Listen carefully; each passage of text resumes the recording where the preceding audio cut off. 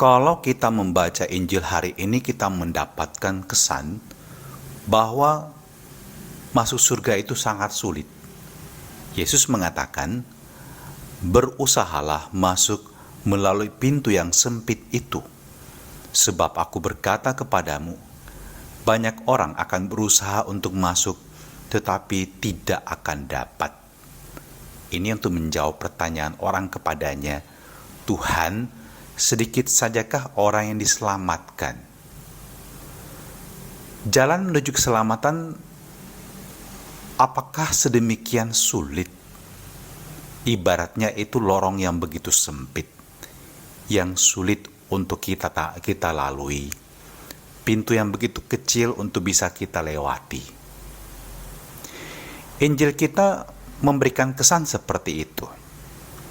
Tetapi mari kita melihat juga pada bagian akhir dari firman Tuhan. Yesus bersabda, ada orang yang terakhir yang akan menjadi terdahulu, dan ada orang yang terdahulu yang akan menjadi yang terakhir. Di sini Yesus berbicara mengenai pembalikan. Pembalikan ini apa sih artinya? Saya membacanya sebagai pembalikan nilai-nilai dalam hati kita sendiri. Coba kita bayangkan dorongan apa saja yang ada dalam diri kita. Kadang-kadang kita lebih mengutamakan prestasi, mengutamakan hidup mapan. Kalau bisa mewah ya kenapa tidak? Pokoknya hidup yang enak lah.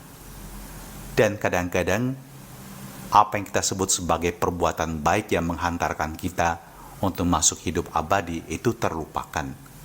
Ya mungkin kita mengatakan, ya kita baik-baik aja, tapi kita sebenarnya belum banyak berbuat baik kepada orang lain.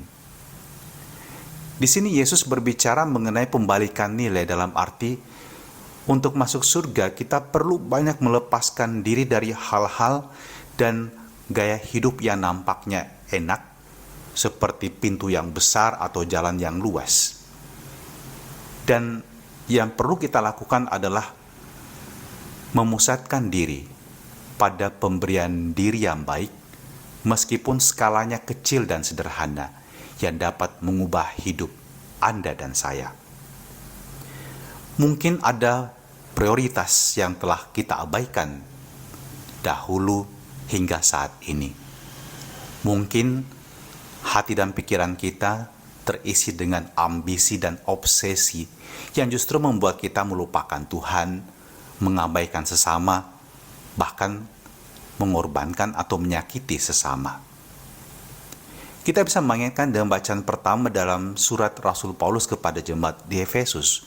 Di sana Paulus mengatakan nasihat-nasihat tentang bagaimana orang tua mengasihi anak-anaknya, mendidik mereka di dalam iman yang baik. Demikian juga anak-anak menghormati orang tua, mencintai orang tuanya, dan juga mereka yang bekerja itu mematuhi tuan mereka. Bukankah ini merupakan jalan yang sederhana? Bisa kita katakan inilah jalan yang sempit itu, jalan-jalan yang kecil yang bisa menghantarkan kita kepada keselamatan. Setialah menjadi orang yang berpegang pada kebenaran iman. Setialah hidup dalam kebenaran. Setialah dalam perbuatan baik. Lakukan itu seperti engkau lakukan untuk Tuhan, kata Santo Paulus. Dan itu jalan untuk mencapai keselamatan. Lakukan hal yang kecil dan sederhana, seakan-akan itu kau lakukan untuk Tuhan sendiri. Dan terimalah berkat Allah yang Maha Kuasa untuk diri Anda, pekerjaan dan keluarga Anda, dalam nama Bapa dan Putra dan Roh Kudus. Amin.